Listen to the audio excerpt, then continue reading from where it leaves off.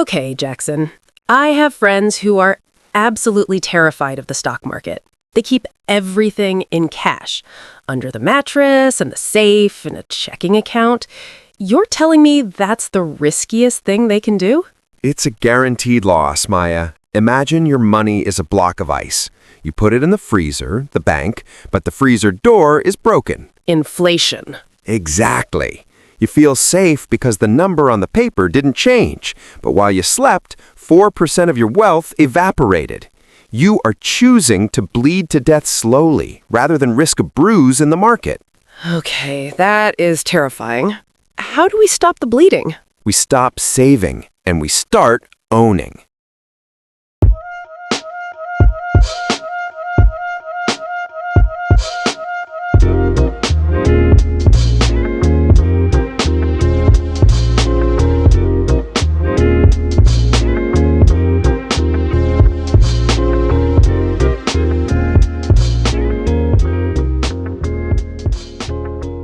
Hello, hello, hello! Welcome to the Profit Driven channel, where we talk leadership, management, finance, wealth, business strategy, AI and business, customer care, client growth, business sustainability, basically how to win in business and make lots of profit.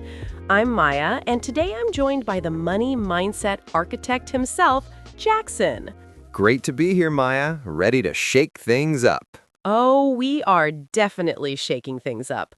We just started the show by telling people their savings accounts are bleeding out. But before we get to the math, and we will get to the math, you sent me these notes, and the very first rule isn't about money at all. It's about the brain. Right. Rule number 1 is locus of control. And before you tune out, because that sounds like a college textbook definition, stick with me. This is the operating system of your brain. Okay, break that down for us, because when I hear locus of control, I feel like I need a degree in psychology just to understand it. It does sound fancy, doesn't it?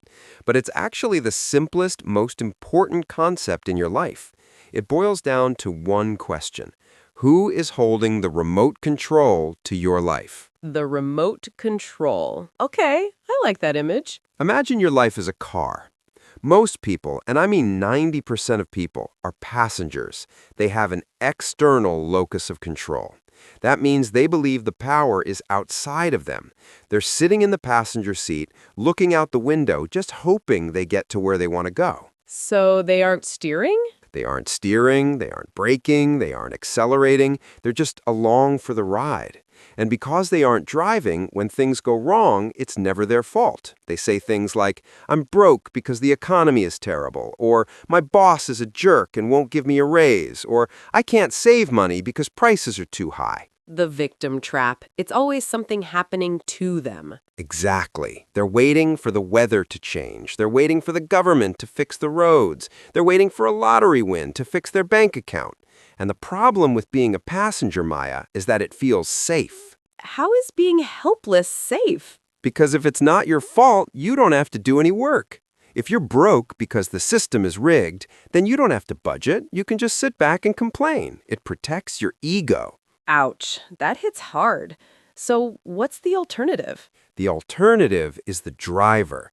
This is someone with an internal locus of control. They believe the power is inside them. The driver says, okay, it's raining. I can't stop the rain. I can't control the stock market. I can't control my crazy boss, but I can control how I drive through it. I love that distinction. The passenger complains about the rain. The driver turns on the windshield wipers and slows down. Precisely. The passenger says, I'll never own a home because houses are too expensive. The driver says, houses are expensive, so I need to rent for 2 years, get a second job, and increase my down payment. Do you see the difference? One is passive, one is active. One is waiting, one is creating. So instead of saying the system is rigged, it's asking, what skill do I need to learn this weekend to beat the system? Bingo. And here's the secret, Maya. Wealth is not attracted to intelligence. It is attracted to initiative. You can have a PhD, be the smartest person in the room, and still be broke because you're a passenger waiting for a perfect opportunity. Meanwhile, the guy who didn't finish college is a millionaire because he acted like a driver. But Jackson, let's be real for a second. Complaining it's kind of satisfying. It's easy. It's how we bond with friends. Oh, can you believe this traffic? How do we actually stop doing that? You have to retrain your brain. I give my clients a challenge called the 24-hour ban. Oh boy, what is it? For the next 24 hours, you are forbidden, completely forbidden, to complain about anything. You cannot blame the traffic, you cannot blame the rainy weather, you cannot blame your spouse for leaving the milk out, you cannot blame the government. I think I'd fail in the first 10 minutes. Most people do. But here's the trick. Every time you feel that urge to whine, that passenger voice coming up, you have to immediately ask the owner's question. What is the owner's question? You stop and ask, what is the one thing I can do right now to improve this situation? Give me an example. Let's say I'm stuck in traffic and I'm late for a meeting. The passenger in me wants to scream and honk the horn. Right. Screaming raises your blood pressure, but it doesn't move the cars. That's passenger behavior. The driver asks, what can I do right now? Well, you can't move the cars, but you can pick up your phone and call your boss to manage expectations so you don't look unprofessional. You can turn on an educational podcast so this hour isn't wasted time. You can do breathing exercises so you arrive calm instead of frazzled. So you take back the power. You turn a helpless moment into a helpful one. Every single time. Because once you realize that you are the problem, you also realize that you are the solution. And that is the moment you start steering towards wealth. That is going to be hard, but I'm in. I'm taking the wheel. Okay, so we're in the driver's seat, but even a good driver needs to know the road signs. Let's talk about the next rule. This brings us directly to rule number 2. Be a student. If rule number 1 was about having the will to act, rule number 2 is about having the skill to act correctly. Because here is the hard truth, Maya. Money is a language. A language? You mean like French or Spanish? Exactly like that. It has its own vocabulary, its own grammar, and its own rules. You hear words like amortization, capital gains, expense ratio, EBITDA. Now, be honest with me. When you sit across from a banker and they slide a 30-page contract in front of you full of those words, what do? I usually just nod my head, pretend I understand, and sign exactly where they put the little "sign here" sticky note. I just want to get out of there. And that is exactly what they are counting on. That behavior is why so many smart people stay broke. When you sign that paper without speaking the language, you are agreeing to rules you don't understand. You are entering a game where you don't know how the score is kept. And that leads to what I call the ignorance tax. The ignorance tax. That sounds expensive. Is the government charging us this? No, the government isn't charging it. The financial industry is charging it. The ignorance tax is the extra money you pay simply because you didn't know there was a cheaper option. It's the penalty for refusing to learn. Can you give us a concrete example? How much money are we talking about here? Let's look at mutual funds. You walk into a bank to invest for retirement. The friendly financial advisor in the nice suit suggests a growth fund. It has a fee, an expense ratio of 2%. You think, hey, 2% sounds small. I keep 98%. You sign the paper. That sounds logical to me. 2% is nothing. It sounds like nothing, but you didn't know that you could have bought an index fund on your own that owns the exact same stocks but only charges 0.04%. Because you didn't speak the language, you were paying 50 times more in fees. Over 30 years, that tiny 2% fee doesn't just cost you a few dollars, it compounds. It could cost you over $100,000 in lost retirement money. Wait. $100,000 just because I didn't know the difference between 2% and 0.4%? Yes, that $100,000 is the ignorance tax. That is money that should be in your pocket, but it's in the banker's pocket because he knew the language and you didn't. He isn't evil. He's just running a business. You're the one who didn't read the menu. Okay, I am never signing a paper again without a dictionary. But Jackson, I didn't go to finance school. How do I learn this stuff without falling asleep? It sounds so dry. You don't need a degree. You just need the 15-minute rule. What's that? Stop trying to learn it all at once. Just commit 15 minutes a day. Instead of listening to music on your commute, listen to a podcast like We Study Billionaires or Bigger Pockets. Read one chapter of Rich Dad, Poor Dad before bed. Watch one YouTube video on how to read a balance sheet. If you do that for just 1 year, you will know more about money than 95% of the population. So, education is actually the best investment we can make. It has the highest return on investment of anything. A $20 book can save you $20,000 in bad decisions. Education is always cheaper than ignorance. I'm sold. I'm going to start learning the vocabulary. But Jackson, once we start learning, we see all these options: crypto, AI stocks, biotech. It gets overwhelming fast. How do we choose? That brings us to rule number 3, the circle of competence. Maya, this is the single most important defense mechanism for your wealth. We live in a world of shiny objects. You open your phone and someone is getting rich on crypto, someone else on AI stocks, someone else on flipping sneakers. It is tempting to catch every single wave, but that is how you drown. You need the discipline of the circle. The circle. Okay, this sounds very zen. What exactly is it? It is the concept popularized by Warren Buffett. Buffett famously said, "I don't look to jump over 7-foot bars. I look around for 1-foot bars that I can step over." The Oracle of Omaha himself. But 1-foot bars? That sounds lazy. Shouldn't we be trying to do the hard stuff? In the Olympics, yes. In investing, absolutely not. You don't get extra points for difficulty in finance. You just get extra risk.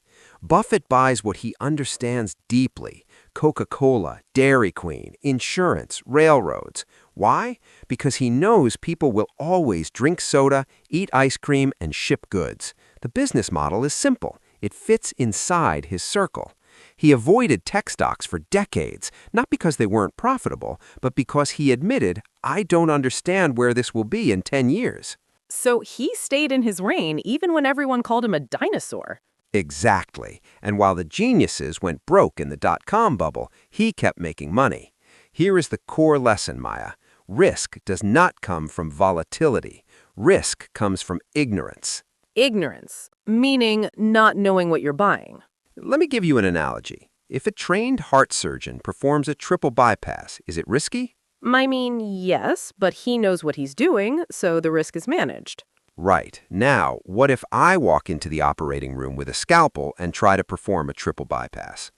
That is murder, Jackson. That's 100% fatal. But the surgery didn't change. It's the same patient, the same tools, the same procedure. The only thing that changed was the competence of the operator.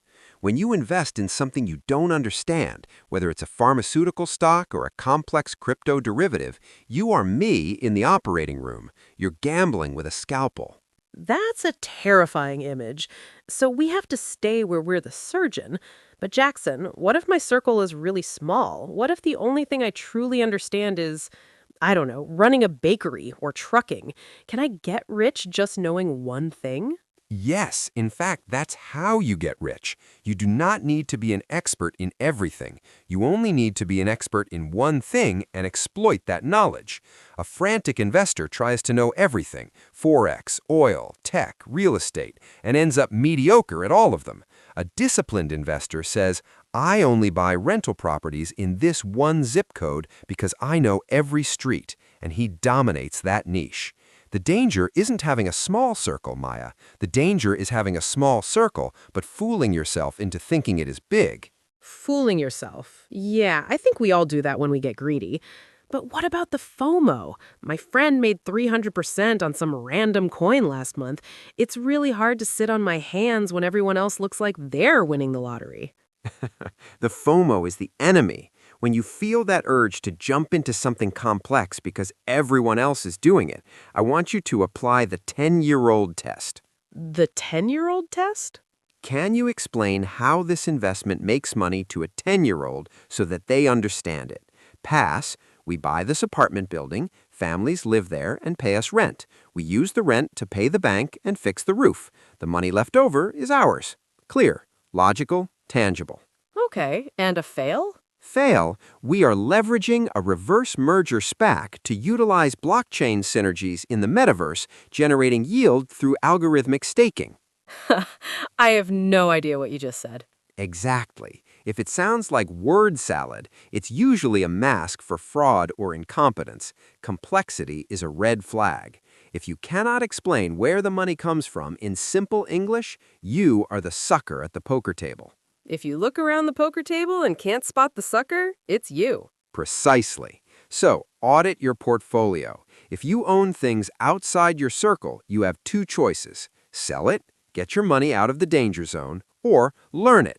Apply Rule 2, be a student, until it moves inside your circle. But do not hold it and hope. Hope is not a strategy. Fair enough. Stay in the circle, find the 1-foot bars, and ignore the noise. Okay, so we have the mindset locked in, we're safe. Now let's talk about behavior. You have a rule here that says money changes people, but not in the way we think. We assume money fixes us, but you say it breaks us. This brings us to rule number 5. Money magnifies. Maya, this rule is here to destroy the biggest fantasy people have about wealth. You know the one I'm talking about. Let me guess. If I just win the lottery, all my problems will vanish and I'll be a saint. Exactly. If I had $1 million, I'd be happier, I'd be nicer, I'd be less stressed. I am here to tell you, no, you won't. Money is not a magical potion that changes your personality. Money is a megaphone. It doesn't change who you are. It simply makes who you already are louder. A megaphone? That is surprisingly scary. It should be. Think of money as a giant magnifying glass. It takes whatever's already inside you and blows it up for the world to see.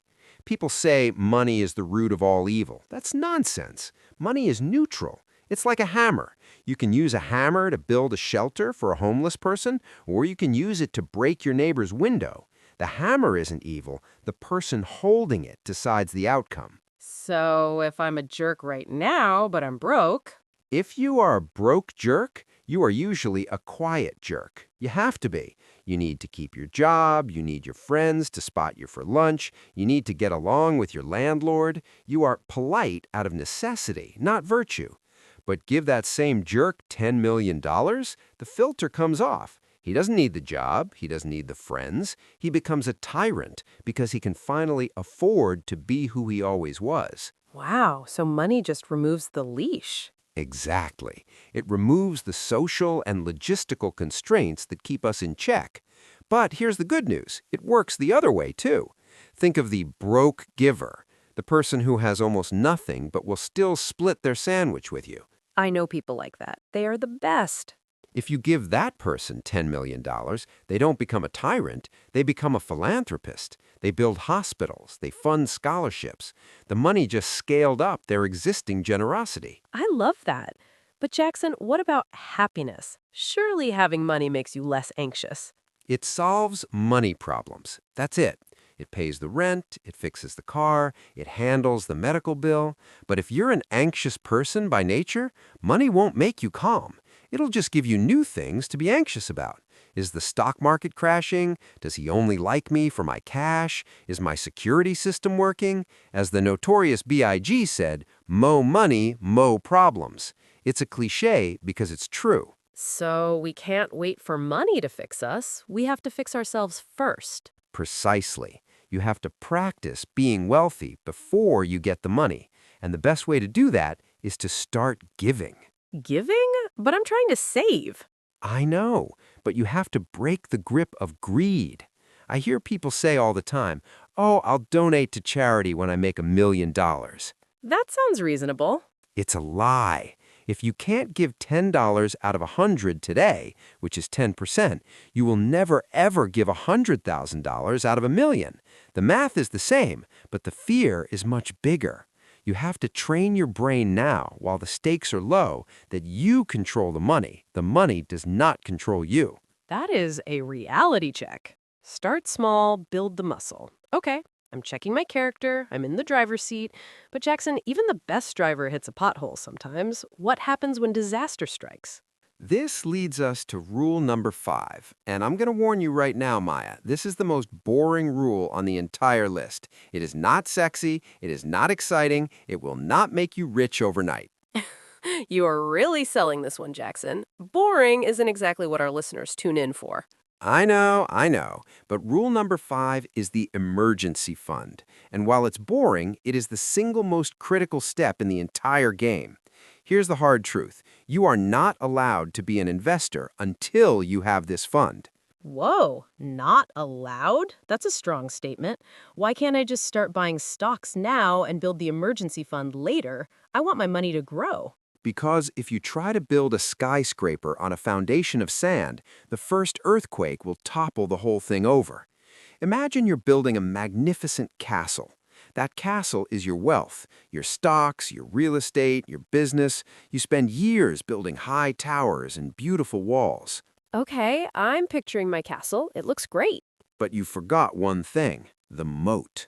One day, an enemy army invades. In real life, that enemy is a job loss, a medical emergency, or your car transmission exploding. If you don't have the moat, a protective ring of cash, the enemy walks right up to your castle and burns it down. Burns it down? You mean I lose my investments? Exactly. Let's play out this scenario. You have $5,000 invested in the stock market, but $0 in the bank. You feel smart because your money is working for you. Suddenly, your car breaks. It costs $3,000 to fix. You need that car to get to work. What do? Well, I don't have cash, so I guess I have to sell the stocks.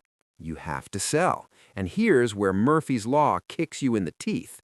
Usually, when you have a personal crisis, the economy is also doing badly. So you're forced to sell your stocks at the exact moment they're down. You lock in a loss. You sold low because you were desperate. I call this eating your seed corn. Seed corn? Is that another farming term? It is. In the old days, a farmer would save a bag of seeds to plant for next year's harvest. No matter how hungry he got in the winter, he never touched that bag, because if he ate those seeds, he would have nothing to plant in the spring and he would starve next year. Your investments are your seeds. You must never, ever be forced to eat them just to pay for a flat tire. That makes so much sense. So the emergency fund is there to take the hit so your investments don't have to. Precisely. It's a shock absorber. If you have the fund, the car breaks, you write a check from the emergency fund, you curse a little bit, but your life moves on. Your stocks stay invested. If you don't have the fund, the car breaks, you put it on a credit card at 22% interest, or you sell your assets at a loss. A $3,000 problem becomes a $5,000 financial disaster. Okay, I'm convinced. I need the moat. But how much cash are we talking about, and where do I put it? Under the mattress? Definitely not under the mattress. Inflation will eat it alive, remember? You need 3 to 6 months of essential living expenses, housing, food, utilities, and you put it in a high-yield savings account. Why a high-yield account? Because a normal bank pays you 0.01% interest. A high-yield bank pays you 4 or 5%. It's still liquid. You can get the money in 2 days if you need it, but it's earning enough to fight off inflation.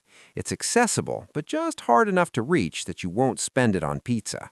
Got it. Safety first, build the moat, protect the seeds, then build the castle. Now, once we have that safety net in place, how do we organize the new money coming in? I feel like I need a system. Now that we've built the moat with your emergency fund, we need a daily operating system. Because if you don't have a plan for your money, I promise you, someone else does. This brings us to rule number 6, the 70-30 rule. The 70-30 rule. Okay, I'm good at math. I assume this is about how we slice the pie? Exactly. Think of your paycheck, the money that actually hits your bank account after taxes. Most people, and I'm talking about almost everyone you know, live on 100% of their income. Or worse, they live on 110% using credit cards. They see $5,000 come in and they spend $5,000. They rent the nicest apartment they can afford, they drive the nicest car the bank will approve, and they eat out until the account hits zero. That sounds painfully normal. That's just life, right? It is normal, but normal is broke. The 70-30 rule forces you to be abnormal. It says you must fit your entire life, your rent, your food, your gas, your Netflix, your clothes, into 70% of your income. 70%? Jackson, hold on. If I make $4,000 a month, you're telling me I have to pretend I only make $2,800? That is a huge pay cut. It feels like a pay cut, but it's actually a future bonus. Because if you spend 100% of what you make, Maya, you are not building wealth. You are just a funnel. You are simply processing money for everyone else. You work hard, you get paid, and then you immediately hand it to the landlord, the car dealer, and the grocery store. You are a middleman for your own money. Everyone gets paid, but you. Processing money for everyone else. Ouch. That actually hurts to hear. I'm just a pass-through entity. Exactly. The 70% rule draws a line in the sand. It forces you to say, I am keeping 30% of my labor for myself. Okay, I want to keep my labor, so walk me through the 30%. Where does it go? We split that 30% into three specific buckets, 10% each. First, 10% to investing. This is the seed corn we talked about. This is for future Maya. If you spend this money today, you are literally stealing from the old lady you will be in 30 years. You are eating her dinner. Okay, don't steal from Grandma Maya. Got it. What's the next 10%? 10% to giving. Now, I know people resist this. They say, I'm trying to get rich. Why am I giving money away? But we go back to rule number 4. Giving breaks the grip of greed. It proves to your subconscious mind that you have more than enough. It shifts you from a scarcity mindset to an abundance mindset.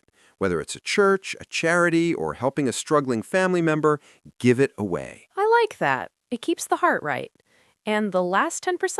10% to saving or debt.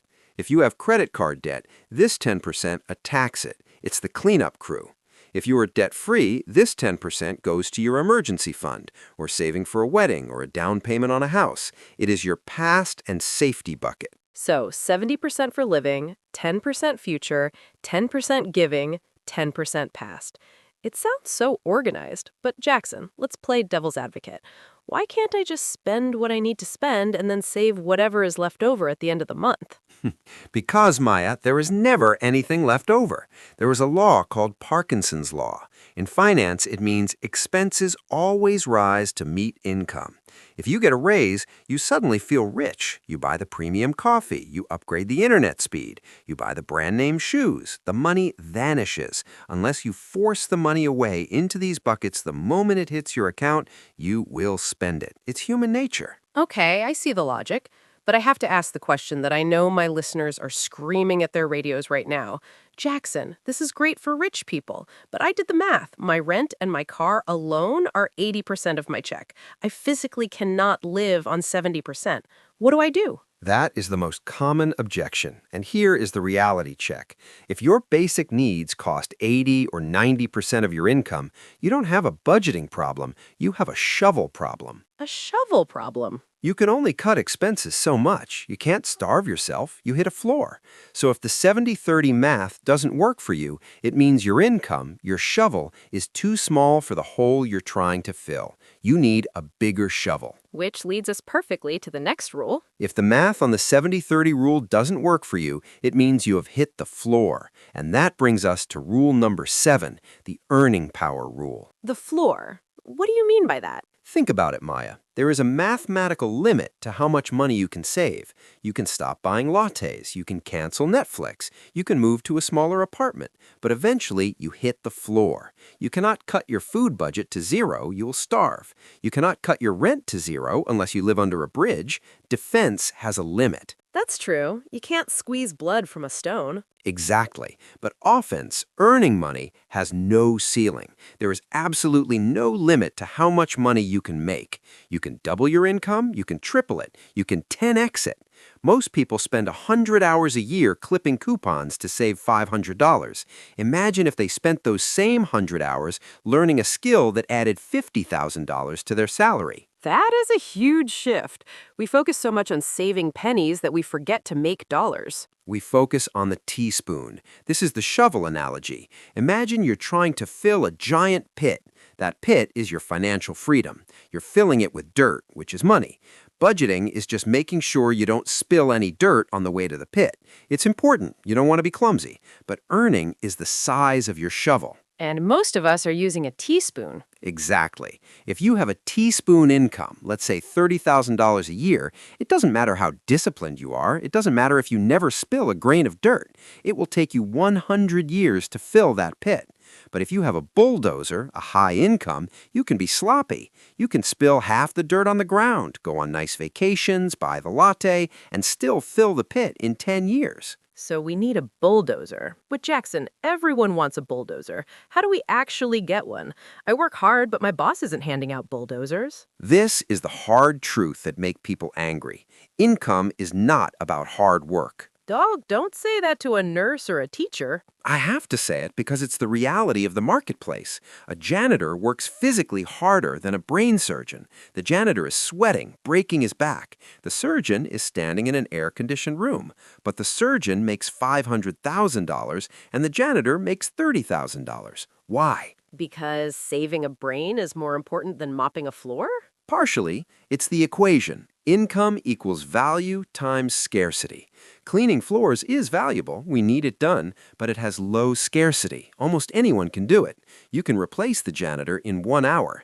Brain surgery is high value and extreme scarcity. It takes 12 years of training. You cannot replace the surgeon easily. If you want a bulldozer, Maya, you must become hard to replace. Okay, so I need to increase my scarcity. Practical steps. How do I do that starting Monday? You pull one of the 3 levers. Lever number 1 is career growth. Stop waiting for the 3% cost of living raise. That is just an inflation adjustment. You're losing money. You need to job hop or upskill.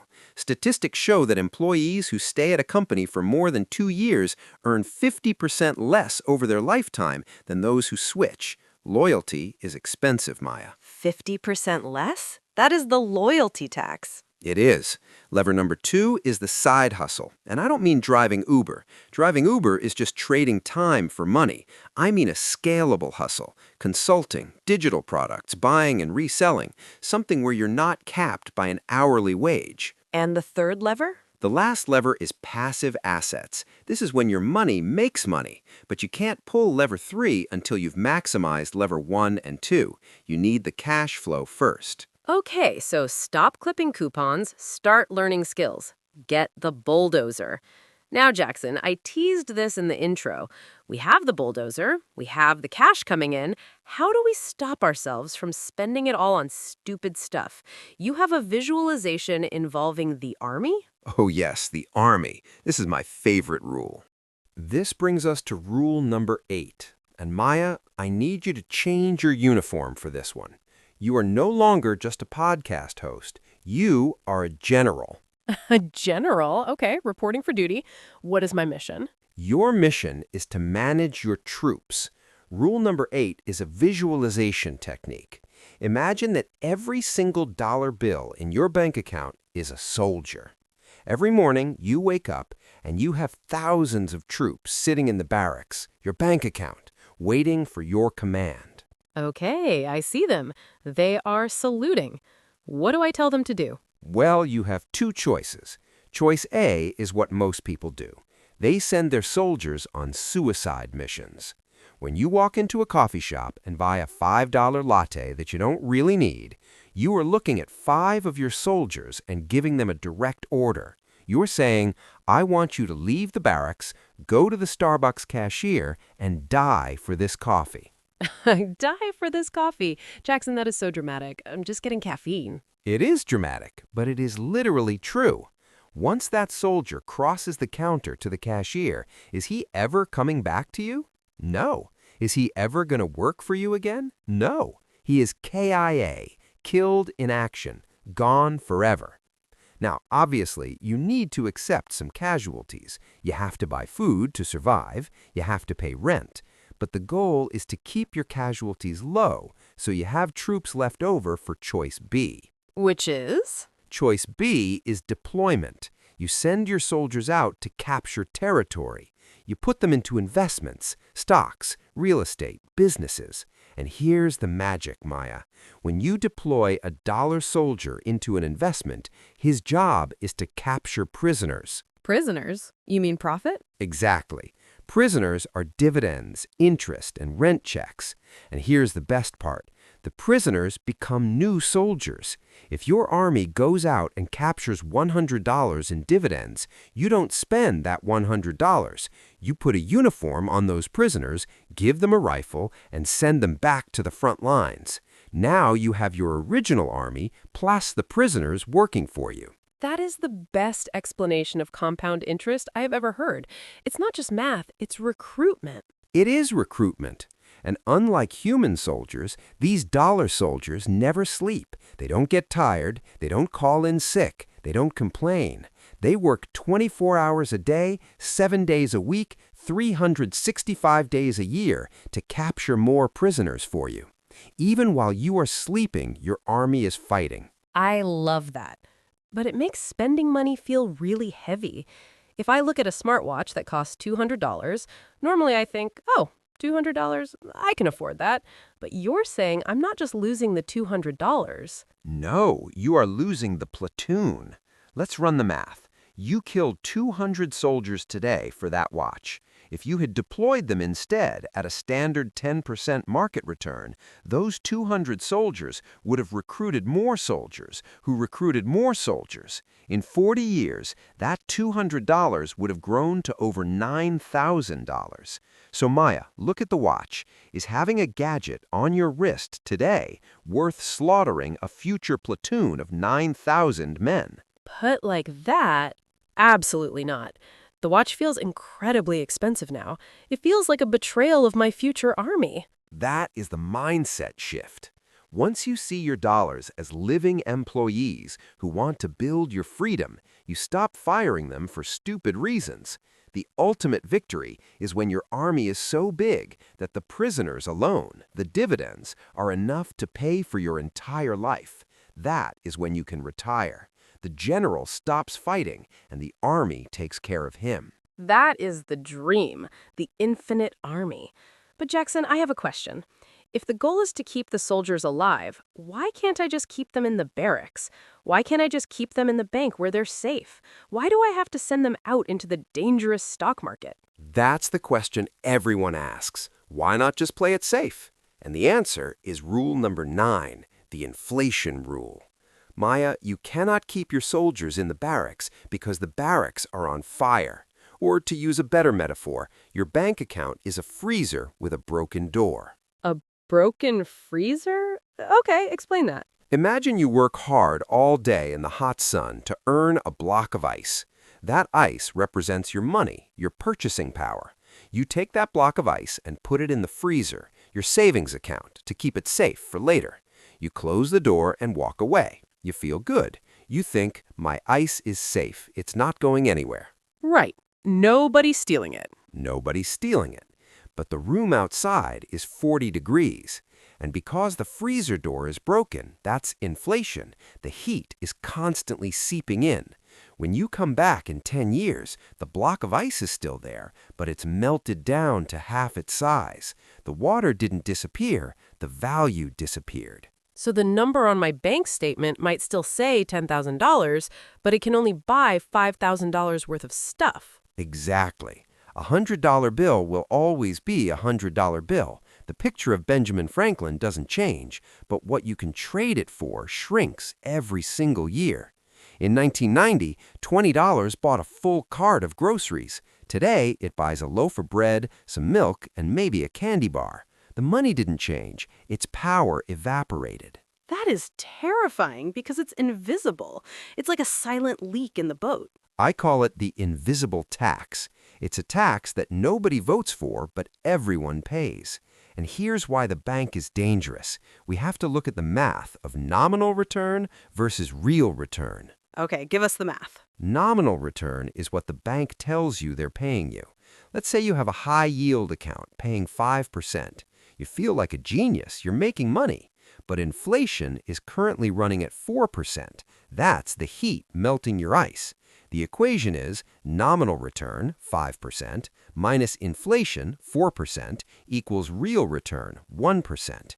You aren't making 5%. You're barely breaking even. And if I'm in a normal checking account paying 0%, Then the math is 0% minus 4% equals negative 4%. You're losing 4% of your wealth every single year by being safe. You're choosing to bleed to death slowly rather than risk a bruise in the stock market. Staying in cash is a guaranteed loss. okay, I don't want to bleed to death. How do we stop the melting? You have to own things that rise with the heat. You have to own assets. Think about it. When inflation hits, the price of bread goes up. The price of gas goes up. The price of rent goes up. This is bad for the consumer, the passenger. But who is it good for? The person selling the bread? The person renting the house? Exactly. The owners. If you own stock in the grocery store and the price of food goes up, the store's profits go up and your stock price goes up. If you own real estate and inflation drives rents up, your income goes up. Assets act as a life raft. When the flood of inflation rises, the raft rises with it. Cash just drowns. So we have to convert our cash into assets to outrun the melt. That makes sense. But Jackson, once we're in these assets, how fast does the money actually grow? Is there a way to know when I'll be rich? Or am I just guessing? There is absolutely a formula. And honestly, it is the only math equation you ever really need to memorize. It's called Rule Number 10, the Rule of 72. The Rule of 72. Is this something I need a scientific calculator for? Because my phone is the only calculator I own. No calculator needed. This is a mental math hack that bankers have used for centuries to estimate how fast money grows. Here is the question it answers. How many years will it take for my money to double? Okay, I like that question. When do I get twice as much money? How does it work? It's incredibly simple. You take the number 72 and you divide it by your interest rate. The answer is the number of years. Okay, let's do a live test. Let's say I find an investment that pays me 10% a year. That's pretty standard for the stock market over a long period. Right. So take 72, divide it by 10, what do you get? 7.2. Exactly. 7.2 years. If you invest $10,000 today at 10% interest, in roughly 7 years, it becomes $20,000. 7 years later, it becomes $40,000. 7 years later, $80,000.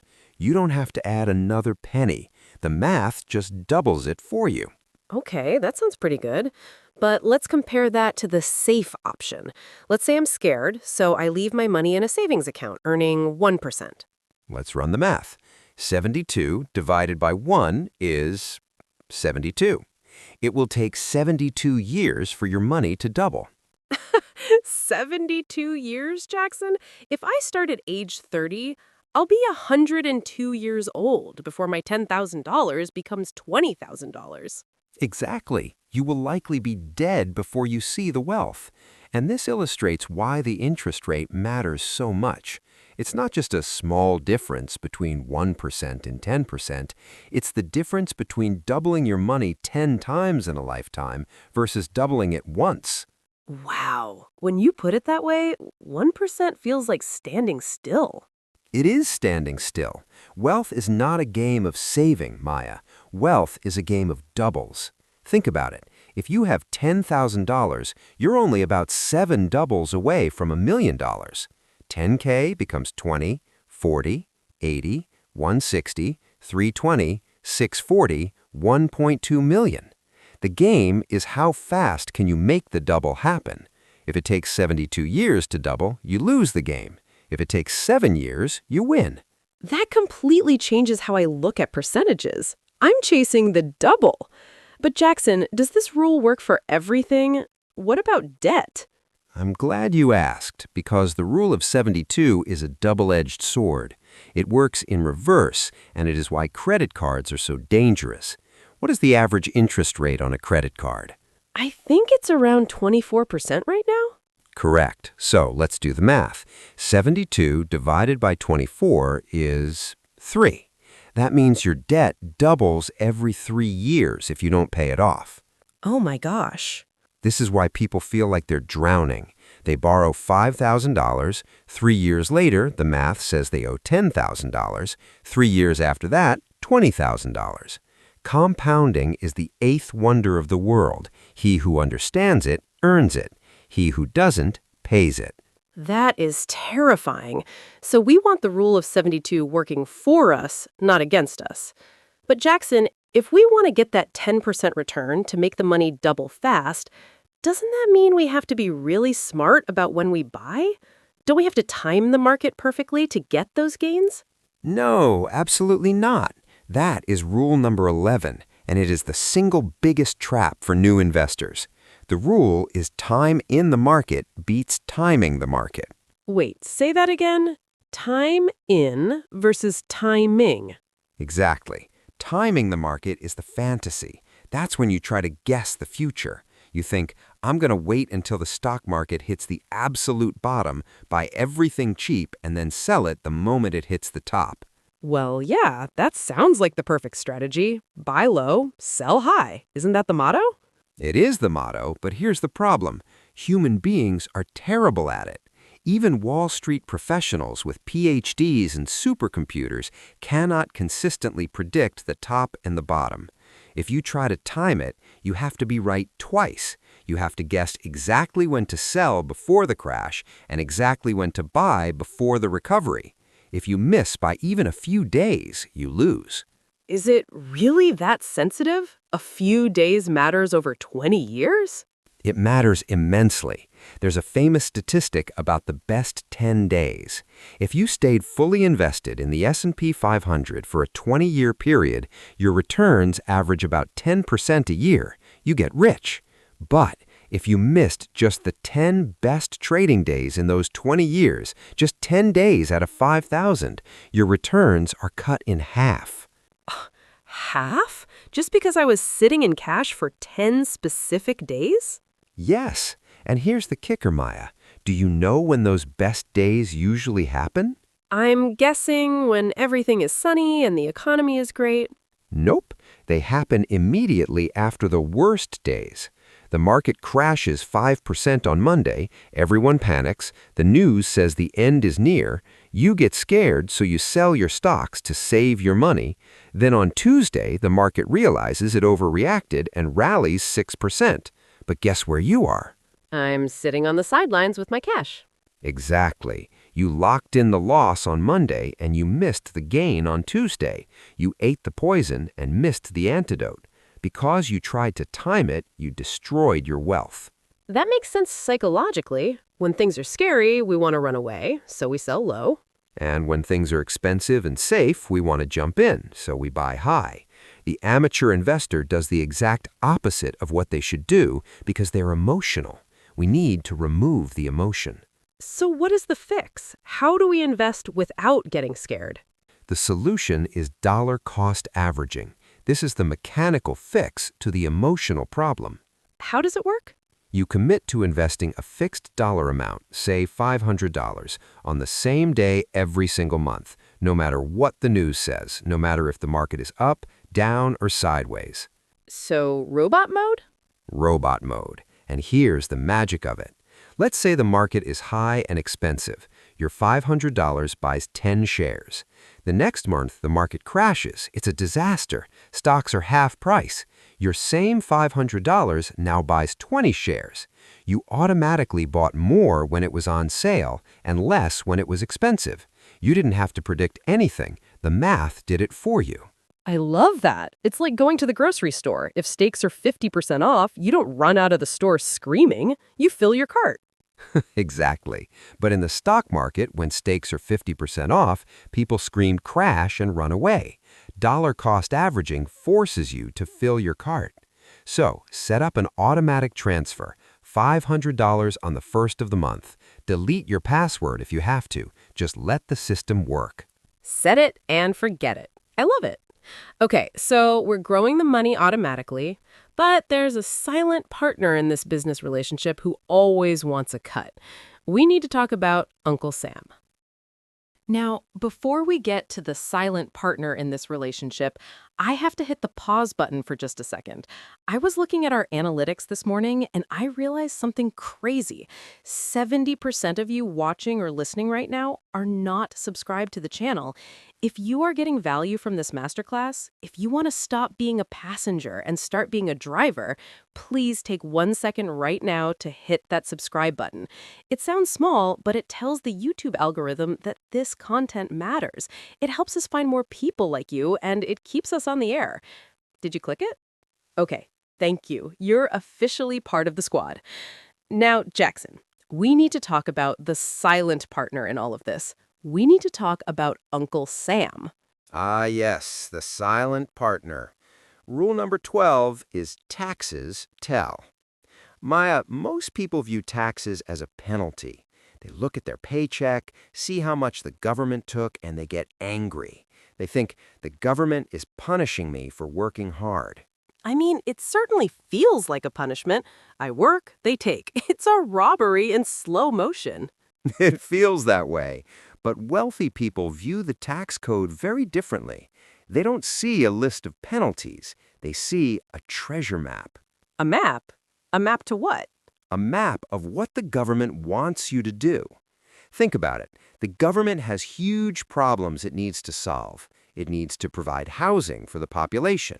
It needs to create jobs for workers. It needs energy for the power grid. But the government is slow and inefficient. They know they can't do it all themselves. So what do? They hire people? No, they incentivize you to do it for them. They write the tax code to say, hey, if you go build an apartment complex, provide housing, we will give you a tax break. If you start a business and hire 10 people, provide jobs, we will give you a tax deduction. But if you just go to work, clock in, and go home, what problem did you solve for the government? I guess none. I just did my job. Exactly. You didn't solve a systemic problem, so you pay the default tax. You pay full retail price. That is the difference between being an employee, wage 2, and an investor. Retail price for taxes. That is a stinging phrase. So how does the math actually look different? It's the order of operations. If you're an employee, the money flows like this. 1, you earn money. 2, the government taxes you. They take their cut before you even see the check. 3, you spend what is left. Right. Earn, tax, spend. That's my life. But if you own a business or real estate, the flow changes. 1, you earn money. 2, you spend money on business expenses, your car, your phone, your internet, your office. 3, you represent to the government what is left over. 4, you are taxed on the leftovers. Wait, so business owners get to spend their money before they pay taxes on it? Exactly. They buy the laptop pre-tax. You buy the laptop post-tax. That effectively makes everything 20 to 30% cheaper for them. That feels unfair. It's not unfair, it's an incentive. They took the risk to start the business. And then there's the magic trick of real estate called depreciation. Okay, explain this simply. I've heard this word, but my eyes glaze over. Imagine you buy a rental property. The IRS assumes that buildings wear out over 27.5 years, like a pair of shoes getting old. So every year, they let you deduct a portion of the building's value as an expense, claiming it's losing value. But here's the reality. Real estate usually goes up in value. Right. Houses get more expensive over time. So you have this weird situation. In the real world, your house made you $10,000 in profit from rent. You have cash in your pocket. But on your tax return, you tell the IRS, oh, but my building got older by $10,000. The IRS says, okay, $10,000 profit minus $10,000 depreciation expense equals zero profit. So you pay zero tax. Is that legal? It sounds like cheating. It is 100% legal. It's literally written in the code. It's a phantom expense. You didn't write a check for it, but you get to deduct it. The government wants you to do this because they want you to buy rental properties so people have places to live. Okay, I want to stop paying retail price. But Jackson, I have a job. I like my job. I can't just quit and start building apartments tomorrow. You don't have to quit. You just need to shift your income type. Start a side business, even a small consulting gig or selling things online. Suddenly, your internet bill might be partially deductible. Your home office might be deductible. Or use the government's shelters like a 401k or HSA. These are legal boxes where you can hide your money from taxes until later. So don't just work. Own something, even something small. That unlocks the coupon book. Okay, I'm optimizing my taxes, I'm dollar cost averaging, I'm saving. But Jackson, this feels slow. I want to be rich now. Why does it have to take so long? Impatience is the wealth killer, Maya. That brings us to rule number 13, seasons. You're frustrated because you're thinking like a hunter, but investing is farming. Hunter versus farmer. Okay, paint the picture for me. A hunter goes out, kills a deer, and eats it that night. It's immediate gratification. It's exciting. It's high adrenaline. But if he doesn't hunt tomorrow, he starves. That is a job. A farmer is different. A farmer clears the field, tills the soil, plants the seed, and then he waits. He waters the dirt. He sees nothing happening. He protects the field from crows. Still nothing. He works for months with zero reward. That sounds miserable.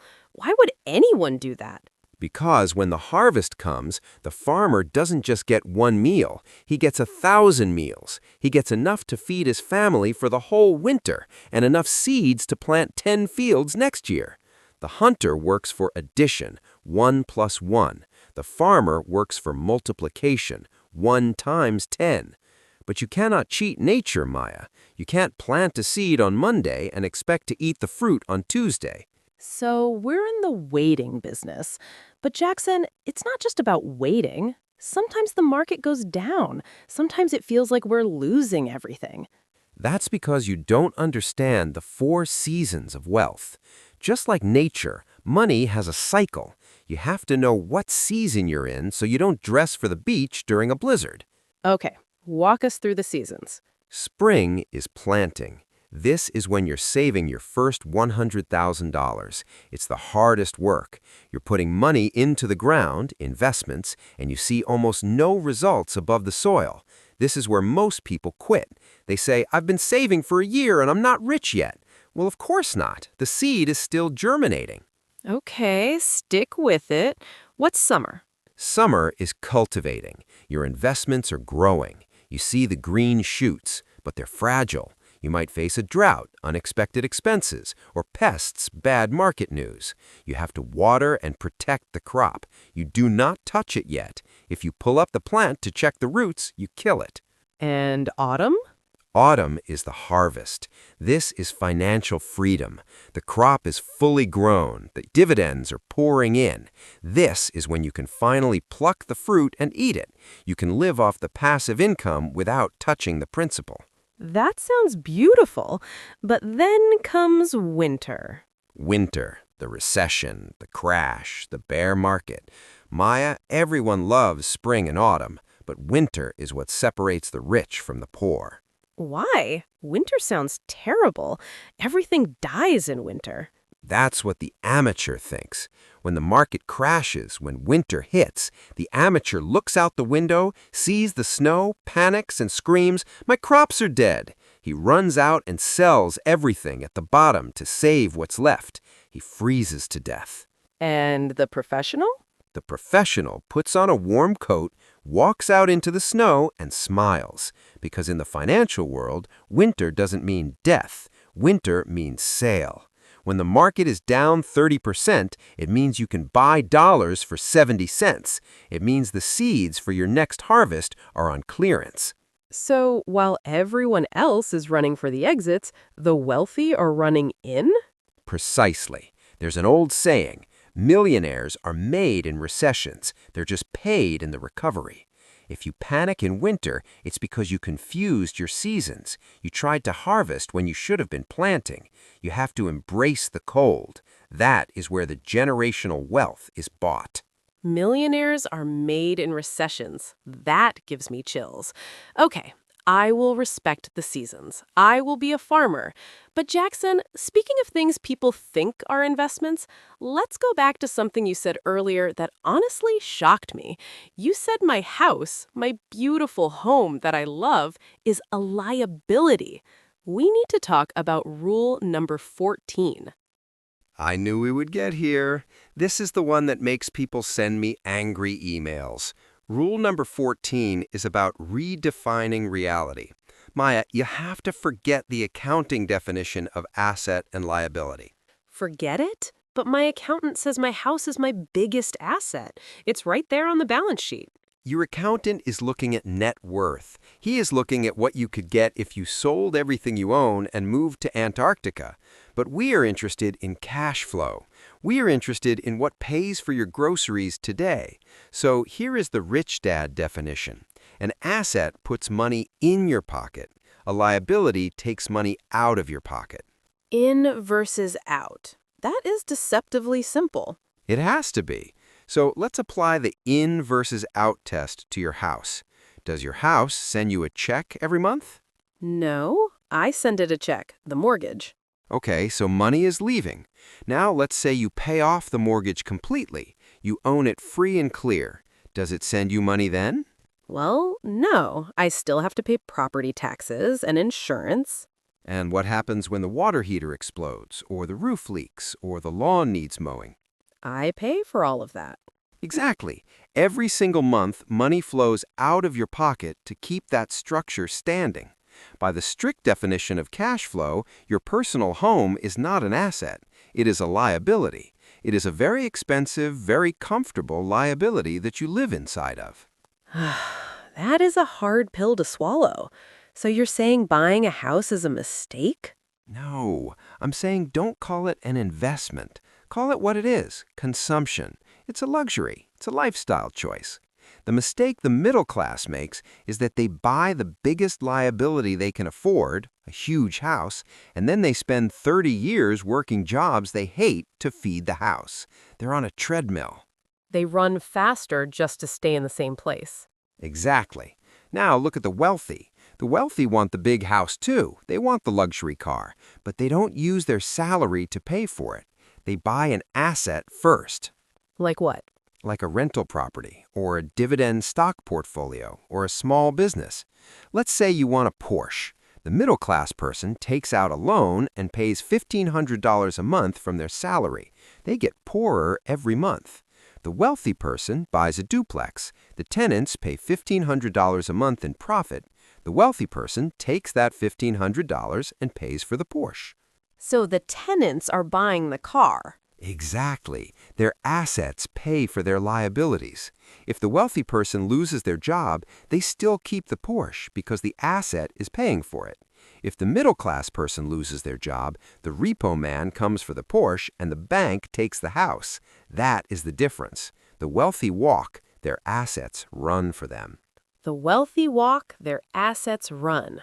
I want my assets to run, but Jackson, let's get real. If I want to buy that duplex to pay for my Porsche, I don't have $300,000 cash lying around. I would have to borrow money from the bank, and I've been told my whole life that debt is the devil. Isn't debt bad? Aren't we supposed to be debt-free? Not all debt. This is where we have to separate the boys from the men. This is rule number 15, debt versus leverage. Maya, imagine a chainsaw. Is a chainsaw good or bad? Well, it depends on who's holding it, right? Exactly. If you give a chainsaw to a toddler running around the living room, it is a catastrophe. Someone is losing a leg. But if you give that same chainsaw to a professional lumberjack, he can clear a forest and build a cabin in a day. He can do work 10 times faster than a guy with a handsaw. Debt is the chainsaw. Okay, I like that. So what is the toddler version of debt? That is bad debt or consumer debt. This is when you borrow money to buy something that goes down in value or produces zero income. Credit cards, car loans, financing a vacation, putting a TV on a payment plan. The buy now, pay later trap. It is financial suicide. Let's look at the math. You buy a big TV for $1,000 on a credit card at 20% interest. By the time you pay it off, you paid $1,500. But the TV is now only worth $200 on Craigslist. You literally paid interest to become poorer. Rule: you should never, ever pay interest on something you eat, wear, or drive. Zero tolerance. Got it. Now, what is the lumberjack version? That is good debt, which we call leverage. This is when you borrow money to buy an asset that goes up in value. And this is critical. The asset pays the loan for you. Like the rental property we talked about. Exactly. Let's look at the magic of leverage. You want to buy a $100,000 house. You don't have $100,000. You have $20,000. So you put $20,000 down, and the bank gives you $80,000. Okay, so I'm $80,000 in debt. That sounds scary. Ideally, it shouldn't be you in debt. It's the property. You put a tenant in there. The tenant pays $1,000 a month rent. The mortgage is $800. The tenant is paying the debt for you and handing you $200 extra profit every month. You control a huge asset with a small amount of money. And if the house goes up in value... That is the supercharger. If that $100,000 house goes up 10%, it is now worth $110,000. You made a $10,000 gain. But Maya, you only invested $20,000 of your own money. A $10,000 gain on a $20,000 investment is a 50% win. The bank doesn't get that extra value. You keep it all. Leverage turned a boring 10% gain into a massive 50% win. That is incredible. It amplifies the result. It amplifies everything, and that is the warning. If the house value drops or the tenant leaves and you can't pay the mortgage, leverage amplifies the pain. The chainsaw can cut you. So use leverage only on stable, cash-flowing assets. Never use debt to buy risky things like crypto. That's gambling with money you don't have. Good debt makes you rich, bad debt keeps you poor. Chainsaw Safety 101. Okay, Jackson, let's say I've purged the bad debt, I have my emergency fund, I have some capital ready to deploy. Where do I actually put it? Do I just buy a bunch of rentals or stocks? I need a blueprint. You definitely need a blueprint, otherwise you'll just buy whatever's trendy this week. Once you have real capital to deploy, I recommend the 30-30-30-10 rule. It is designed to be an all-weather portfolio. All weather, meaning it survives the storms? Exactly. It survives inflation, deflation, crashes, and booms. Here's the pie chart. 30% goes to real estate. This is your hard asset bucket. Apartment buildings, rental houses, commercial space. Why? Because it produces monthly cash flow, it offers those tax breaks we talked about, and it is a physical object. A stock can go to zero. Enron went to zero. A brick building generally does not go to zero. Okay, hard assets. What's the next 30%? 30% goes to securities. This is the stock market. Equities. Why? Because real estate is slow and hard to sell. Stocks are liquid. You can sell them in 1 second on your phone. We want this bucket for growth and dividends. I prefer dividend aristocrats, boring companies that have raised their dividend for 25 years straight. So we have stability, real estate, and liquidity, stocks. What is the third 30%? 30% goes to managed money or private business. This is where you leverage expertise. Instead of you trying to pick stocks or manage tenants, you put your money into a syndication or private equity deal.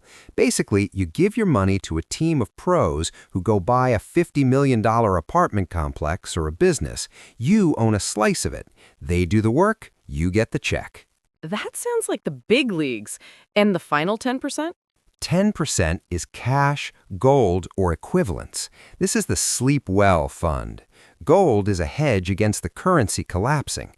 Cash is for opportunity. When the market crashes in winter, cash is king. If you're fully invested, you can't buy the deals. You need dry powder on the sidelines, ready to fire. So if stocks crash, your real estate rents hold steady. If real estate dips, your cash allows you to buy more. You are balanced. Exactly. Most people are lopsided. They're 80% house, 15% 401k, and 5% cash. If the housing market crashes, they're wiped out. You want to be a table with 4 legs, not a pogo stick. A table with 4 legs. I like that. But Jackson, you mentioned that most people are 80% house. Let's circle back to the most controversial thing you've said today. You said owning a home is a liability. But people have to live somewhere. Are you seriously saying I should never own a home? Are you saying I should rent forever? Not never, but I am saying you should only buy when the math makes sense. And to do that, you need Rule 17, the 5% rule. This rule settles the rent versus buy debate instantly. Okay, give us the formula. The biggest lie in real estate is that rent is throwing money away. Maya, when you own a home, you're throwing money away too. You just don't see it because it's hidden. We call these unrecoverable costs. Unrecoverable? Meaning I never get it back? Never. And it adds up to roughly 5% of the home's value every year. Let's break it down. 1% is property tax. That goes to the government. Gone. 1% is maintenance, the roof, the boiler, the painting. Over time, this averages 1% a year. Gone. And here's the big one. 3% is the cost of capital. Cost of capital? That sounds complicated. It's simple. It's the opportunity cost. If you take $200,000 cash and lock it in a house as a down payment, that money is now dead. It isn't earning 5% in a high-yield savings account. It isn't earning 10% in the stock market. By burying it in the house, you lost the interest you could have earned elsewhere. That's a real cost. Okay, so 1% tax plus 1% maintenance plus 3% lost interest equals 5%. How do I use this number? You do the math test. Go to Zillow, find your dream house. Let's say it costs $1,000. Multiply that by 5%. That's $50,000 a year. Divide by 12 months. That's roughly $4,166. Okay, 4,166. What does that number mean? That is your break-even rent. That is the amount of money you're lighting on fire every month just to own that house before you even pay down a single dollar of the principal loan. Now, look at the rental market. Can you rent a house just like that for $3,500? In many cities, yes, actually often for even less. Then rent. If you can rent it for $3,500, but owning it burns $4,166 in unrecoverable costs, renting saves you nearly $700 a month. You're the smart one. You take that $700 you saved, plus the down payment you didn't spend, and you invest it in actual assets, Rule 16. So you rent the luxury lifestyle for cheaper than you can own it, and you invest the difference. Precisely. But if the math flips, if rents are insanely high, say $5,000, and the unrecoverable cost is only $4,000, then buy. Don't be emotional. Be a calculator. Be a calculator. I'm going to run these numbers tonight. I have a feeling I might be a proud renter for a while longer. Okay, Jackson, we've covered the mindset, the fuel, the math, but we need to talk about the destination. If I do all of this, if I get the bulldozer, I build the army, I survive the winter, what is the actual goal? Is it just to swim in a pool of gold coins like Scrooge McDuck? If that's your goal, you're going to be very miserable. This brings us to rule number 18. Maya, we have spent this entire hour talking about money. But money is only one type of wealth. If you maximize money but destroy the other 3, you are bankrupt. There are 4 types? I thought wealth was just the number in the bank account. That is the mistake everyone makes. They think wealth is a single score. But real wealth is a table with 4 legs. If you chop off 3 legs, the table falls over. You need to score high in all 4 to actually be rich. First, financial wealth, money. This is what we've been discussing all day, having enough resources so you don't worry about survival. This is the foundation, but it is not the roof. Second, social wealth, status and connection? This is how you are perceived and who you have around you. Maya, imagine a billionaire. He has $10 billion, but he cheated his partners to get it. He hasn't spoken to his children in 10 years, his wife left him, and he has no real friends, only people who want his money. He sits alone in a 50-room mansion on Christmas Eve. Is he rich? No, that sounds like a horror movie. He's the poorest man on earth. Exactly. He is socially bankrupt. Humans are tribal creatures. If you lose your tribe to get the gold, you lost the game. Okay, that hits deep. What's the third type? 3 is time wealth, freedom. This is the ability to wake up in the morning and say, I can do whatever I want today. I know high-powered lawyers in New York making $500,000 a year. They fly first class, they wear $5,000 suits, but they work 80 hours a week. They're on call 24/7, they check emails at dinner, they miss their kids' soccer games. They have high financial wealth, but zero time wealth. You call that the rich slave. He's a slave with a golden chain. He cannot stop working or the lifestyle collapses. True wealth is having control over your calendar.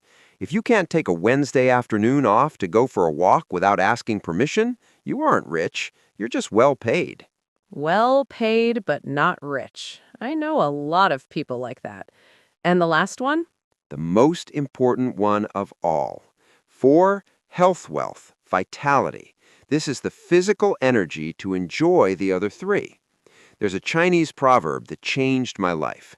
A healthy person has 1,000 wishes. A sick person has only 1. Wow, that puts it in perspective immediately. You can be the richest man in the cemetery. It doesn't matter. We see people grind for 40 years, destroying their bodies with stress, bad food, and no sleep, just to make a number go up. Then they spend all that money trying to buy their health back. Never trade your health for money. It is a terrible exchange rate. You can usually make more money. You cannot buy a new body. So the goal isn't just a big bank account, it's a full wheel of life. Exactly. Here is your action step. Rate yourself 1 to 10 on each of the 4 wealths. If you are a 9 in money but a 2 in health and time, stop grinding. You have won that game. Start converting your money into the other wealths. Use your money to buy time. Hire a cleaner. Hire an assistant. Use your money to buy health. Get a trainer. Eat better food. Sleep more. The goal is balance, not just a high score in one category. That is the true definition of success. But Jackson, if the numbers never end and we can always make more, how do we know when to stop? How do we know when we have enough? That seems to be the hardest part for ambitious people, which leads us to the philosophy of it all. Rule number 19. Exactly. Rule number 19 is the philosophy that holds it all together: money versus wealth. There's a famous story about the authors Kurt Vonnegut and Joseph Heller. They were at a party hosted by a billionaire hedge fund manager on Shelter Island.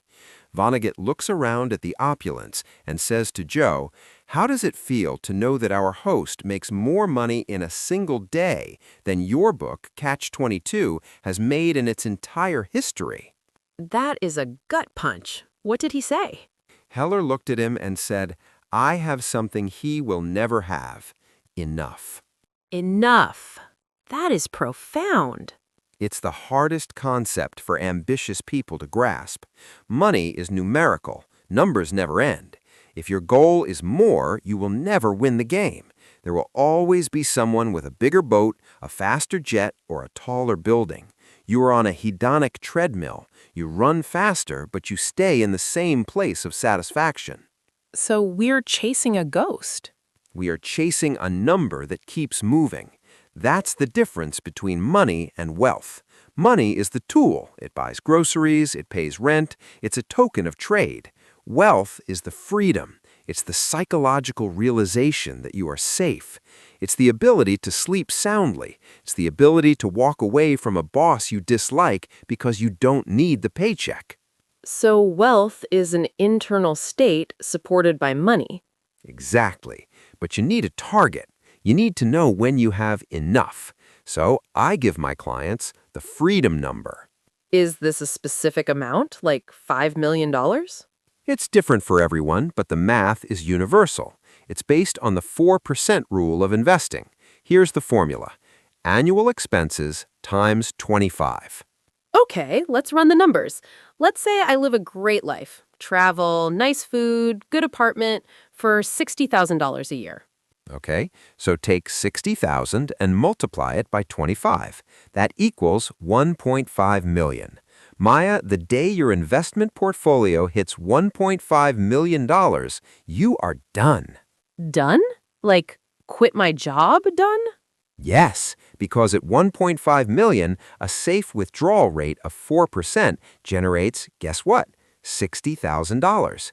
Your army of dollars is now generating enough prisoners to pay for your entire life forever, without you ever touching the principal. You have crossed the finish line. That is surprisingly achievable. 1.5 million isn't a billion. It's a target I can see. It is. And once you cross that line, anything extra you make is just a game. You don't work because you have to. You work because you want to. That is true wealth. But there's a final rule. You spend 40 years building this army. You reach your freedom number. You build your castle. But if you don't do this last thing, your entire empire can dissolve in 40 days. Oh no, the one nobody wants to talk about. Rule number 20. And now the final rule, the one nobody wants to talk about because it forces us to face our own mortality. Rule 20, estate planning. Maya, imagine spending 40 years building this incredible army of dollars. You sacrificed, you invested, you built a legacy, and then, in 40 days, it all dissolves into fighting, legal fees, and chaos. That sounds like a nightmare. How does that happen? It happens because you didn't leave instructions. If you die without a plan, which is called dying intestate, the state has a plan for you. The government? Oh, I don't like the sound of that. You shouldn't. If you don't decide who gets your money, a judge decides, and the state is a terrible financial planner. This leads to a process called probate. Probate. I hear that word and I think expensive. It is expensive, and it is public. When your estate goes to probate, your entire financial life becomes public record. Anyone can look up how much you had and who is fighting for it. Scammers look at these lists to target grieving widows. Plus, the lawyers take 5% to 10% of your assets just to file the paperwork. If you leave $500,000, the system might eat $50,000 of it before your kids see a dime. That is robbery. Okay, so I need a will, right? A will stops this? This is the biggest misconception in estate planning. A will does not avoid probate. Wait, what? I thought that was the whole point of a will. No. Think of a will as a Dear Judge letter. It's just a letter you write to the court saying, "Dear Judge, please give my house to my son." The judge still has to read it, validate it, and oversee the transfer. You still go to court. It's just a smoother trip to court. Okay, so if a will isn't the shield, what is? You need a living trust. Think of a trust as a suitcase. While you're alive, you take your house, your bank accounts, and your stocks, and you put them inside this trust suitcase. You hold the handle. You control everything inside. Nothing changes for you day to day. Okay, I'm holding the suitcase. Then what? Then you die. Sorry. But because your assets are inside the suitcase, they don't belong to you anymore. They belong to the trust. You just let go of the handle, and your successor, your spouse or child, grabs the handle immediately. No courts, no judges, no lawyers. It's a private handoff. The government doesn't even need to know it happened. That sounds so much better. Why doesn't everyone have a trust? Because it costs about $2,000 to set up with a lawyer, whereas a will is cheap. But Maya, would you pay $2,000 today to save your family $50,000 and 2 years of stress later? In a heartbeat, it's a no-brainer. And it's not just about dying. What if you don't die? What if you were in a coma? Rule 20 also covers the living documents, the medical directive, who makes the decision to pull the plug if you can't speak, the power of attorney, who can sign checks to pay your mortgage if you are incapacitated. If you don't have these, your family has to sue you in court just to get access to your bank account to pay your bills. That is devastating. Imagine grieving your spouse and having to sue them at the same time. It destroys families. I have seen siblings stop speaking to each other for decades because mom didn't write down who gets the house. So, here's the bus test. If you walked out of this studio today and got hit by a bus, would your family know what to do? Would they have the passwords? Would they have the authority? Or would they be locked out of your life? That is a heavy question, but it's the ultimate reality check. Estate planning isn't law, Maya. It is the final act of love. It's saying, I love you so much that I'm going to do this boring, uncomfortable paperwork now, so that when I'm gone, you can just grieve without worrying about money. And we are back. That was intense. I think my brain has been rewired. Good, that's the goal. But we aren't done yet. We asked our listeners from all over the world to send in their burning questions about these 20 rules. And wow, did you guys deliver? We have everything from I'm terrified to is this legal? Let's hear them. I love the real-world stuff. Okay, I've broken these down into categories. We've got the curious, the scared, the know-it-alls, kidding, the professionals, and yes, the silly ones. Let's start with the heavy hitters. This is Sarah from Ohio, USA. She asks, Jackson, you talk about the melting ice cube and how cash is trash, but I grew up poor. Cash feels safe. The stock market feels like a casino where the house always wins. If I put my money in the market and it crashes tomorrow, how do I not panic? Oof, Sarah, I feel you. That is a visceral fear. It is. I think a lot of people feel that. Here's the truth, Sarah. The stock market is volatile in the short term. It goes up and down like a roller coaster. But cash is a guaranteed crash in slow motion. Think of it this way. Cash is a car that you know for a fact has a slow leak in the gas tank, inflation. You will definitely run out of gas eventually. The market is a car that sometimes stalls, but historically it has always started up again and driven faster than any other car on the road. So you prefer the fast car that sometimes stalls over the car with the hole in the tank? Exactly. And to answer her question about not panicking, you zoom out. If you look at the market every day, you will have a heart attack. If you look at it every 10 years, you will see a line that goes up and to the right. The fix? Don't check your account every day. Check it once a quarter. Ignorance is bliss when you are a long-term investor. Okay, next one. This is Raj from Mumbai, India. You said debt is a chainsaw. I have student loans and a car loan. I feel like the chainsaw is already cutting my leg off. Should I stop investing completely until I pay off every single penny of debt? Great question, Raj. This is the avalanche versus snowball debate. What should he do? Stop investing? Not completely. Raj, you need to look at the interest rate. If your debt is toxic, like credit cards at 20% or a personal loan at 15%, then yes, stop investing. Every dollar you use to pay off a 20% debt is a guaranteed 20% return. You can't beat that in the market. Kill the toxic debt first. But what about the student loans? Those are usually lower interest. Right. If your student loan is 4 or 5%, don't rush to pay that off at the expense of investing. The market usually returns 8 to 10%. So attack the high-interest chainsaw, credit cards, with everything you have.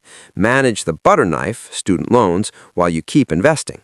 Okay, moving to the curious. This is Liam from London, UK. I love the idea of dollar soldiers, but I'm 22 and I only have about 50 pounds left at the end of the month. Is it even worth investing such a small amount, or should I wait until I earn more?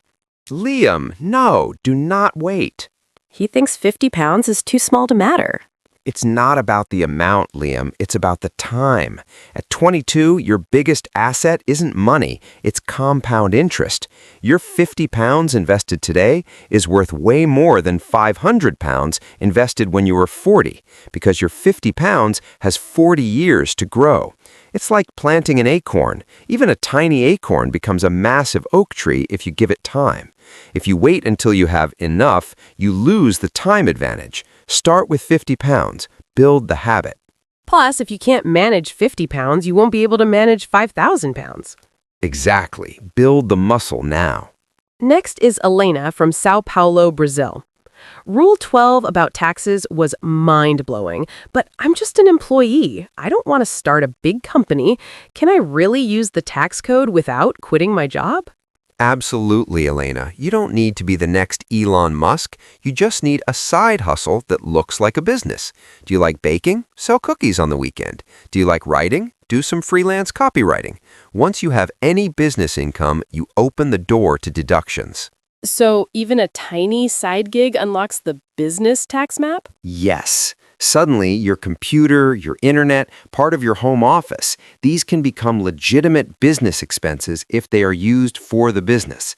You shift from a pure consumer to a producer. Okay, these guys clearly listen to financial podcasts. This is Kenji from Tokyo, Japan. Jackson, you mentioned Rule 16, the 30-30-30-10 portfolio. But why 30% in real estate? It's illiquid and a hassle. Why not just put that 30% into REITs, which are real estate investment trusts, so I can sell them instantly? Ooh, Kenji knows his stuff. REITs versus physical real estate. What is a REIT for the rest of us? A REIT is like a stock for real estate. You buy a share of a company that owns buildings. It's very easy. But Kenji, here is why I prefer physical real estate for that bucket: leverage and control. With a REIT, you can't go to the bank and say, give me a loan to buy $100,000 of this stock with only $20,000 down. They won't do it. With a physical house, you can buy a $500,000 asset with $100,000 down. You control 5x the asset. Plus, the tax benefits, depreciation, are much stronger with physical ownership. REITs are great for the stock bucket, but they don't replace the power of owning the bricks. Okay, this one is from Sophie from Berlin, Germany. I've reached my freedom number, Rule 19. I have 25x my expenses. But I can't stop working. I feel guilty when I'm not productive. How do I actually transition from accumulation mode to enjoyment mode without feeling lazy? This is a huge psychological hurdle. We call it the one more year syndrome. You get addicted to the saving? You get addicted to the safety. You say, just one more year, just another 100K, and you wake up at 80 years old, richest person in the graveyard. Sophie, you need to redefine productivity. Productivity isn't just earning money. Productivity is mentoring young people, learning a language, getting six-pack abs, health wealth, building a garden. You aren't being lazy. You are shifting your labor from survival to self-actualization. I love that. I'm not retired, I'm self-actualizing. That sounds way better. Okay, we need a laugh. This is Chad from Florida, USA. Jackson, be honest. Can I count my collection of vintage sneakers as an asset? They go up in value. Or are they a liability because my girlfriend hates them? Oh, Chad, the sneakerhead dilemma. I mean, some sneakers do sell for thousands. They do. But Chad, do they put money in your pocket every month? Or do they just sit in a box taking up space? Unless you are actively trading them, buying low and selling high every month like a business, they are just speculation. They're a hobby, and hobbies are liabilities until you sell them. So tell your girlfriend Jackson said they are a liability, but a cool one. I don't think that's going to save him, Jackson. One more funny one. Amara from Lagos, Nigeria. My brother keeps asking me to invest in his rap career. He says he is a startup. Which rule applies here? Rule 3, Circle of Competence. Amara, do you know anything about the music industry? Do you know how to market a rapper? If not, you're just giving your brother a gift, which is fine, but call it giving, rule number 6, not investing. Don't expect those soldiers to come back. If he becomes famous, great, but assume that money is a donation to family harmony. Donation to family harmony. That is the diplomatic way to say it. Okay, last one. This is Dr. Eris from Athens, Greece. I'm a doctor, I make a lot of money, but I have zero time. You said I'm a rich slave. That hurts. But honestly, how can I buy back my time when my patients need me? I can't outsource surgery. This is the toughest trap, Eris, because your income is tied to your physical hands. He can't automate surgery. No, but he can buy assets that replace his income. Eris, you need to live on a fraction of your high salary and pour the rest aggressively into passive income, real estate, business. Your goal is to reach a point where your investments pay for your lifestyle, not your surgery. Once you hit that number, you can choose to work 2 days a week instead of 6. You can do the surgeries you love and skip the ones you don't. You don't have to quit medicine. You just have to stop needing the paycheck for medicine. That is freedom. That's beautiful. You keep the passion, but lose the handcuffs. Exactly. Jackson, I have to say, listening to you today didn't feel like a standard interview. It felt like an intervention. You didn't just give us rules. You handed us the keys to the castle. You took the confusing, terrifying world of finance and turned it into a battle plan we can actually win. Thank you for showing up and absolutely delivering the goods. The pleasure was mine, Maya. But remember what we talked about. The map is not the territory. I handed you the keys, but keys only work if you turn them. The real work doesn't happen in the studio. It happens when the listeners turn this off and check their bank accounts. Exactly. And that brings us to you. Yes, you, listening or watching right now. If this episode spoke to you, if you felt that knot in your stomach when we talked about inflation, or that spark of hope when we talked about the army of dollars, do not let this moment pass. Information without execution is just entertainment. Don't let this be just another podcast you consume and forget. That is the ignorance tax in action. Be the driver. Be the driver. If you got value from this, prove it. Hit that like button. It tells the algorithm that financial freedom matters. Subscribe to the channel so you never miss a briefing from headquarters. And most importantly, share this. Real wealth is social wealth. Send this video to your family group chat. Send it to the friend who's scared of the stock market. Send it to the colleague who's drowning in car payments. Be the spark that changes their financial future. Wealthy people build networks. Poor people build walls. Share the knowledge. And we build this show for you. So tell us, what is the one money question still keeping you up at night? Drop it in the comments section below. We read them, we analyze them, and we might just build the entire next episode around your challenge. I'm Maya. And I'm Jackson. This is the Profit Driven Channel. Stop drifting, start driving, and go deploy those soldiers. We'll see you in the next episode.